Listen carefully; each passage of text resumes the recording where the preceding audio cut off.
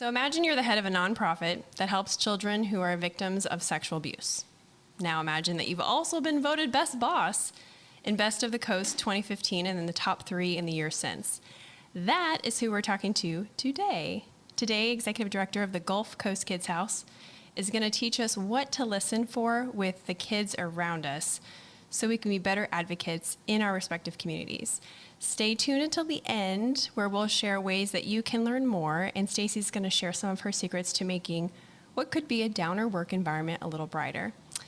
Beloved boss lady considers eating an important hobby. Mm-hmm. Planking champion, my aunt, Stacey Kostevicki. Yay! Thank you. You're welcome.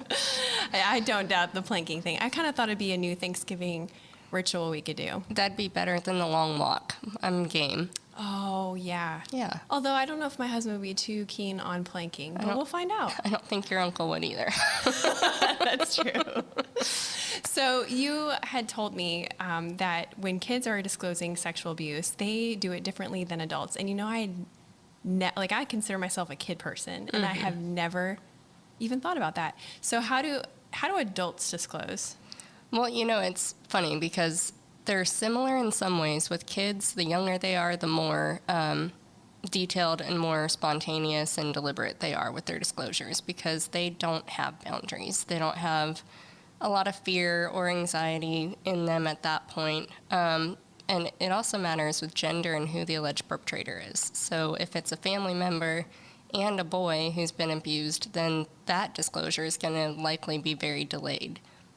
With adults, typically their disclosure to any kind of sexual abuse is also delayed because we've had all these years to build up shame and guilt and these trauma barriers, and like maybe that really wasn't what I thought it was. So true. Yeah, the younger you are, the better your disclosure tends to be, except that sometimes kids will put out what we call test balloons. So I'm not sure how you're going to react to my child abuse, so I'll say that it happened to a friend.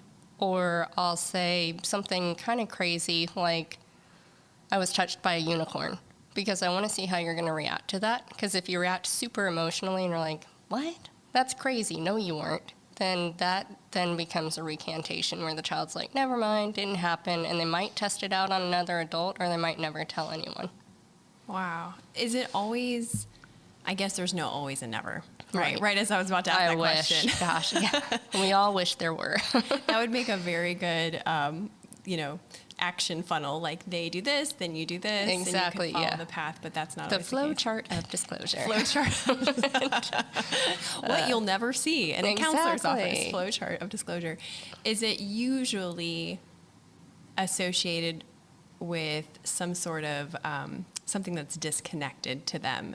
It was a friend, it was a unicorn, or are there other ways that they test you? Not always. So another thing that they might do, what we always tell people, and this is just so nebulous, it's frustrating, is any change in behavior can be a sign of a disclosure. So a child might have, all of a sudden they're sleeping with all their bedroom lights on and their door wide open, things like that. So it's up to us as adults to look for those changes in behaviors and to have a meaningful question about, hey, I noticed your lights are on. Do you want to tell me how you're feeling? We don't want to ever insert what we think has happened to the child because then it can make the disclosure that much more complicated. But doing really direct questioning about your feelings and why you might be doing something like that, and making sure that kids know no matter what's happened, it's not their fault, and that you trust them and you believe them.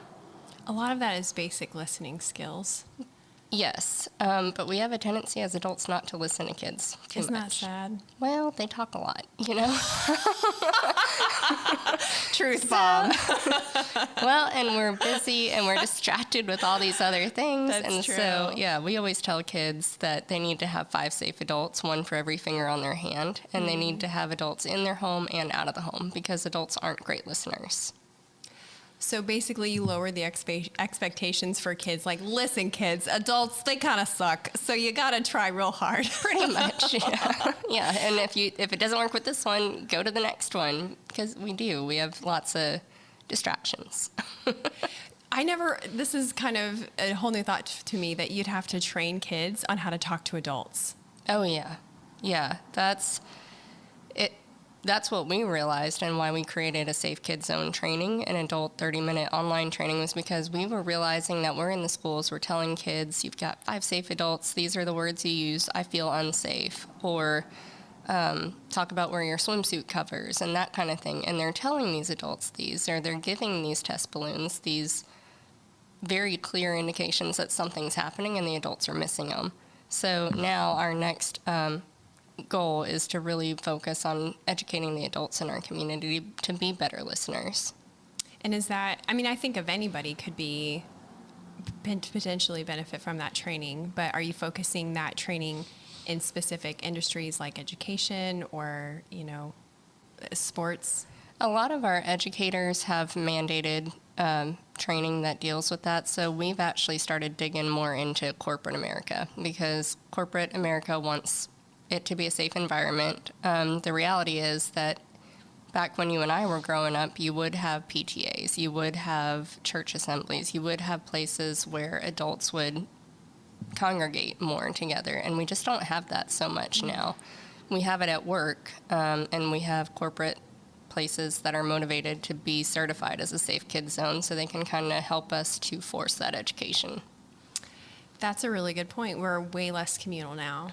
Very much so. I mean, even you go to some of these parent-teacher meetings, and it's one of 5 people that shows up. And every person's important, but we have to look for where we can have our biggest impact. And I could see the workplace. Everyone says, oh, my workplace, they're a second family. Mm-hmm. And so if they're likely to hang out with their second family at the, Friday fish fry at their job, and their kids get to visit or something, I could see where that would be an opportunity. Right. Yeah. And everyone appreciates professional development. So it's just another perk for your staff. That's true, because it's not about just the information and getting it out there. It's about who's motivated to absorb said information and actually put it into place. Exactly. So as far as the Gulf Coast Kids House is concerned, you're the umbrella for a lot of services for the kids, correct? Correct. So, let's say a kid discloses and the adult listens, thank goodness. So what happens next? So at that point, the adult would call either law enforcement or the child abuse hotline, which is 1-800-96-ABUSE, and that's through the Department of Children and Families. We call them DCF. So DCF would send out an investigator that would get a basic disclosure from the child. And then they would take that and say, okay, we need you to go talk to our friends at the Gulf Coast Kids House. And there we have the child protection team who does a recorded interview with the child. That way the child isn't having to repeat their story over and over again. They're not having as many opportunities to become inconsistent in telling their stories. We also may do a medical exam there at the center, depending on how recent allegations are and whether it's physical or sexual abuse. And our child protection team, interviewers and medical providers work really closely with the state attorney's office that's located in our building. So we do fully prosecute out of that building, as well as refer to the mental health counselors there. So we are essentially a one-stop shop for that family. We have family advocates who their only job is to walk that family through the process, make sure that they have all the resources that they need, whether that's clothes, diapers, help with trying to find a job. We have a great partnership with Manna Food Pantries to get emergency food. But just make sure that family feels supported, because no one ever suspects that they're going to be in an abuse situation, and it's a really disconcerting place to be. I can imagine, yeah. So as a member of the community, if you suspect something's going on, a lot of times, I've heard people say, and I felt this way, I mean, how do you know? You don't want to ruin someone's life because you send DC, what we all think of DCF, right? Right. Yes, they're going to rip the kids right out of the home. Yeah, no, I mean, I grew up with it. If my mom was running to the grocery store, she's like, do not tell anyone I left you alone because HRS is going to come take you away. So that's really beautiful and innocent that that's the way that went down, because I would be like to my parents, I'm going to call Child Protective Services on you. So, yeah. Tale of two children. I think I was like that in my later years. This was probably when I was much younger. I see. But yeah, That's what we try to tell people, is no one's goal is to pull the kids out of their home, especially if they're siblings. We want to keep the siblings together. It's so hard to remove a child. So what you're doing by suspecting that there's abuse and you're calling the Department of Children and Families is you're getting a trained professional in that home just to see what's going on. A lot of times they're able to uncover things like substance abuse or domestic violence, or just financial resources, and they're able to help that family and keep them together, work a case plan with the family, but no one's goal is to remove the child from their parent. That's where the child wants to be. Right, and it's also financial strain on the state, correct? Absolutely. So from a very bottom line perspective, that wouldn't be the end goal. No. So how do you address the part of, oh, well, what if I report this and they go to the house and then, the abuser's there because the abuser is a member of family, and then it gets worse for the kid, and then I have put the kid in more danger. Let's just wait till the kid's 18 and then he or she can move out, because that's a better scenario than getting the authorities involved. Yeah, a delayed or non-disclosure is not a good disclosure. I mean, the bottom line is that if a child doesn't have the opportunity to be safe or to get to safety, they're going to be facing long-term consequences their whole life. There was a really fantastic TED Talk by Dr. Naomi Burke, who talked about ACEs, adverse childhood experiences, and how the more of those you have, the greater your long-term consequences are. Everything from like heart disease to diabetes to psychological issues to an inability to form an emotional connection. So the thing that we can't say anymore is that they'll grow out of it, they'll forget it, they'll get past this, because they don't. It's just trauma that they then hold on to that then they pass on to their children. So we're creating this cycle of a broken society by not stepping in. So that's how important it is. It's literally a matter of their health, because they hold that trauma in their bodies.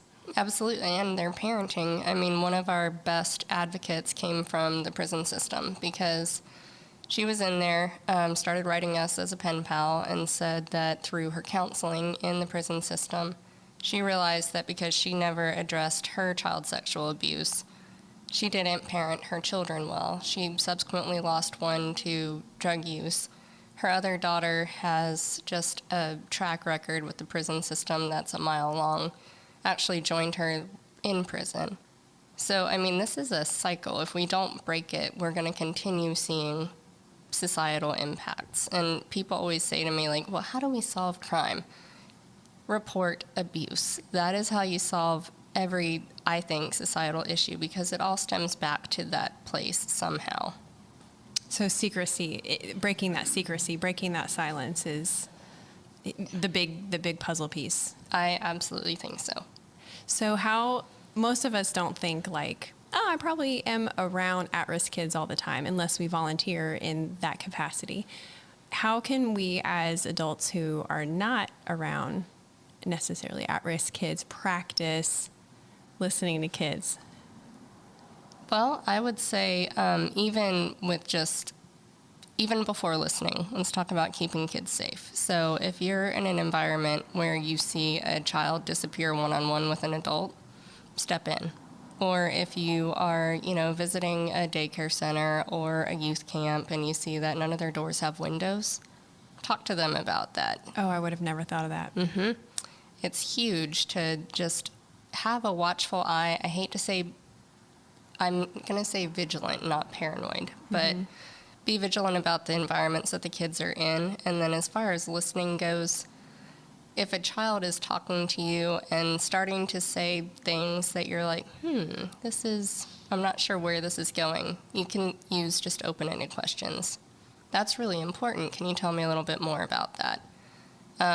Do not insert something into the conversation like, well, did you say your uncle was the one? Or was it a pencil? What's a cupcake? You can ask those, so that's a really annoying one. Sorry, you might have to edit this, but people don't call penises and vaginas vaginas. Right. So that kills us in child protection, because a child will come in and talk about her pocketbook or her cupcake I wondered what you were saying. I was like, cupcake. I'm sure this is going to make sense at any moment, but now I understand. Okay. Yeah, or their cookie. And so that will trip up a disclosure in a minute, because in your household, if you call your vagina a cookie and then you try to tell me that someone's touched your cookie, I'm going to be like, well, good, I hope you shared. You know, it's horrifying. We just have to, we horrifying. we have eyes, we have ears, we have noses, we have penises, we have vaginas. It's just, Well, we don't have penises, but yeah. right, in theory. In theory, we as the collective human species, Correct. we are in possession of them. Yeah. Yes. Well, that's an interesting way that, as adults, because that's easy. I mean, we can easily make that change. You know, even as parents, that's a way that I think parents could probably set themselves up for conversations that might have to happen, or that the kids might want to have, even if it's not about abuse, but you're setting that stage for, this is okay, this is not a shameful thing, we're going to use the correct terms for all the parts. Yeah, I could see that. Yeah, and we talk about, boundaries in age-appropriate ways. Like, we'll use a hula hoop a lot to say, like, everyone's got their little invisible hula hoop. And if you don't want someone in your hula hoop, it's okay to say, like, you're a little too close to me. We don't hug at the kids' house. If a child runs up to you and gives you a hug before you can get out of it, we're like, that was a fantastic hug, but I would really like if you'd ask me in the future. I prefer to high five. Even our therapy dog Trooper high fives. Oh, so there's things like that parents can start to use early and often with their kids, that if you ever don't want to hug an adult, you don't have to. Right. That's so good. Yeah. Do you, at the Gulf Coast Kids House, do you do these trainings with the kids that aren't in receiving services? Because it seems like if we could just get this message out prior, Exactly. all those lessons would be super helpful. We are in the school system doing training with the kids. It's called Monique Burr Foundation's Child Safety Matters. So in that, we're talking about all sorts of safe behaviors, safe adults, prevention techniques, and it's all age-appropriate, non-threatening. The kids have great little dance moves that go with all the safety rules. So we do that K through 12th grade. And we also do the adult education. But the therapists, once the kids get to the kids' house, are working a lot with trying to reshape their boundaries and the things that kids haven't had an opportunity to learn if they came from an abusive situation. Yeah. Or even from like different socioeconomic situations where, on Maslow's hierarchy of needs, knowing some of the things that you've just shared are not at the bottom. They're not at the base. Right. So you're just trying to do food, shelter, keep everyone safe and all of that. So, some of those things which get dropped by the wayside, which is why having a tribe of safe adults would be important, because as a tired parent, you're not going to catch on to the cookie statement or whatever it is. Right. Yeah. If you're worried about how you're going to pay your bills, you're not going to be that active listener that kids are requiring. So that's once a child has had the courage to disclose their abuse and they end up at the kids' house, we really do try to do everything within our means to make sure that that family's supported, so that they can move on to that next level of Maslow's hierarchy of needs, move on to that mental health level and start healing and recovering.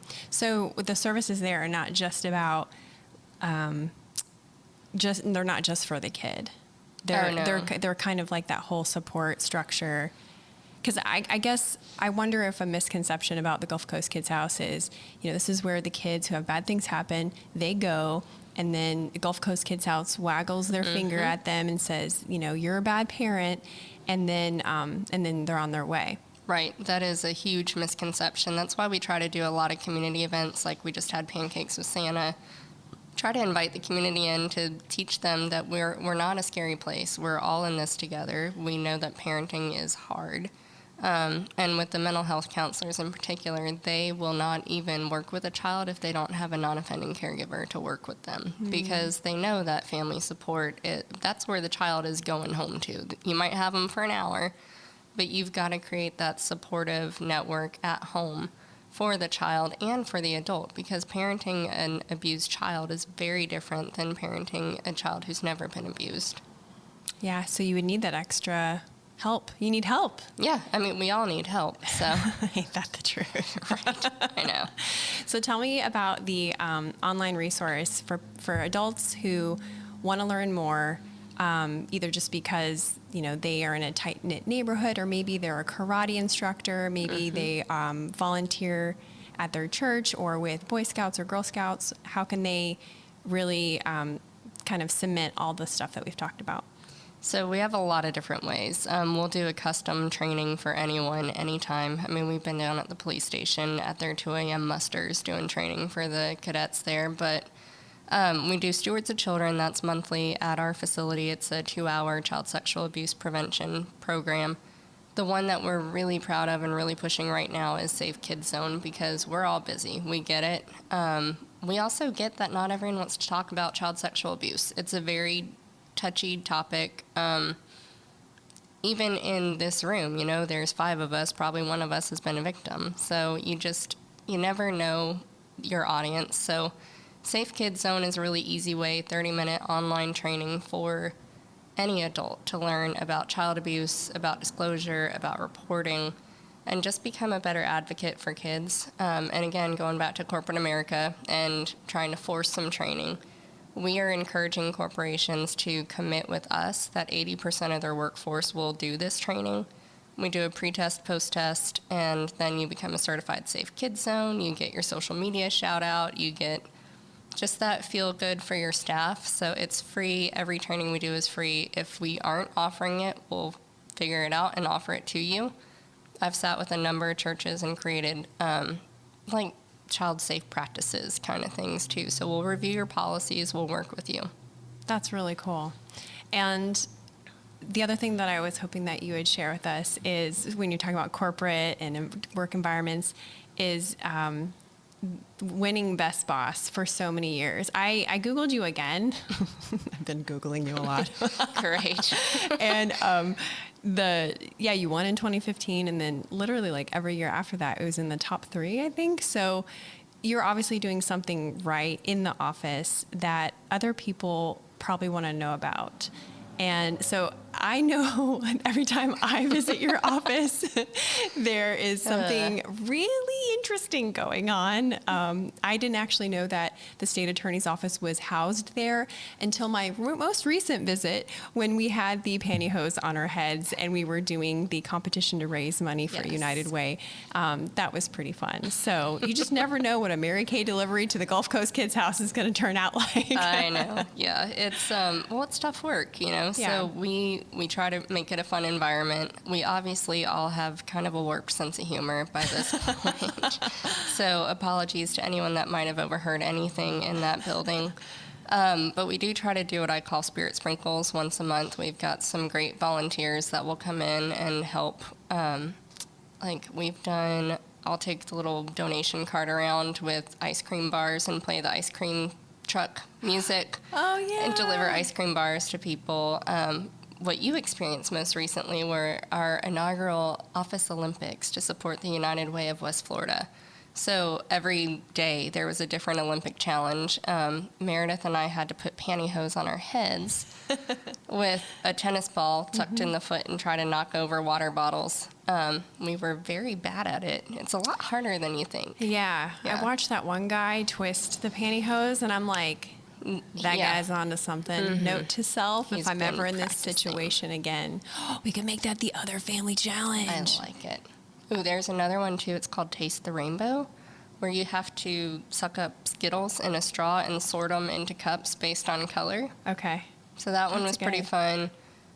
So you do things like, you do once a month, you do something you called Spirit Sprinkle. And that's something simple and just immediate happiness. And then every once in a while you do like a team fun game or activity. Yep, and we do lots of food. I mean, like I said, it's one of my hobbies, so food is very important. Yeah, yep. We do lots of potlucks and things like that. I'm trying to think. Oh, the best one. This is everyone's favorite. We do the adult Easter egg hunt every Easter, where we hide eggs and you have to turn them in for bottles of wine or little liquor bottles.